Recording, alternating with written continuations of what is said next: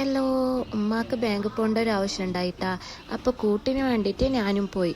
അവസാനം എന്തിനാ പോയതെന്ന് പോലും തോന്നിപ്പോയിട്ടാ. കാരണം വേറൊന്നും കൊണ്ടല്ല. 11 മണിക്ക് പോയ നമ്മൾ തിരിച്ചെത്തിയത് 3 മണിക്കാണ് കേട്ടാ.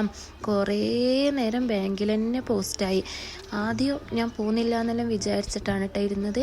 പിന്നെ ഉമ്മ ഒറ്റക്കല്ലേ എന്ന് വിചാരിച്ചിട്ട് നീയും വാന്ന് പറഞ്ഞിട്ട് എന്നെ കൂട്ടിന് വിളിച്ചതാ.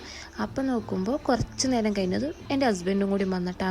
അപ്പോൾ പിന്നെ നമുക്ക് 3 പോകാമെന്നുള്ള തീരുമാനമായി. അങ്ങനെ നമ്മൾ 3 കൂടിയിട്ടാണ് കേട്ടോ ബാങ്ക് പോയത് അവസാനം. പക്ഷെ പോയ കാര്യം നടന്നോ? അതും നടന്നില്ല. പണ്ട് സ്കൂളിൽ പഠിക്കുമ്പോഴും ഉമ്മാൻ്റെ കൂടെ ടൗണിൽ പോകാൻ ഭയങ്കര ഇഷ്ടമാണ് കേട്ടോ. കാരണം വേറെ ഒന്നല്ല, നല്ല മുതലാക്കുന്നുണ്ടായിരുന്നു ഉമ്മാൻ്റെ കൂടെ പോകുമ്പോൾ. സ്കൂളിൽ പോകുമ്പോൾ ഫ്രണ്ട്സുകളുടെ മുന്നിൽ ഷോ കാണിക്കാൻ വേണ്ടിയിട്ട് ഡെയിലി ഓരോ കൈച്ചെയിനും അതുപോലെ തന്നെ മാല, കമ്മൽ, സ്വർണത്തിൻ്റെ കമ്മലുണ്ട് എന്നുണ്ടെങ്കിലും ഫാൻസിൻ്റെ സ്റ്റഡ് പോലത്തെ കമ്മലെല്ലാം ഇടാനും ഭയങ്കര ഇഷ്ടമാണ് കേട്ടോ. ഫ്രണ്ട്സുകളുടെ മുന്നിൽ ഡെയിലി ഓരോന്ന് ഇട്ടിട്ട് പോകാൻ ഭയങ്കര ഇഷ്ടമാണ്. അപ്പോൾ ഉമ്മാൻ്റെ കൂടെ ടൗണിൽ പോകുമ്പോൾ അത് ചോദിച്ചിട്ടുണ്ടെങ്കിൽ എന്ത് ചോദിച്ചിട്ടുണ്ടെങ്കിലും ഉമ്മ വാങ്ങിത്തരുന്നുണ്ടായിരുന്നു കേട്ടോ. അപ്പം എന്താക്കുന്നുണ്ടായി, ഉമ്മ ടൗണിൽ പോകുക എന്ന് കേൾക്കുമ്പോൾ എങ്ങനെയെങ്കിലും ആക്കിയിട്ട് ഉമ്മാൻ്റെ കൂടെ ടൗണിലേക്ക് പോകാനുള്ള എല്ലാ തത്രപ്പാടും എടുക്കുന്നുണ്ടായിരുന്നു കേട്ടോ.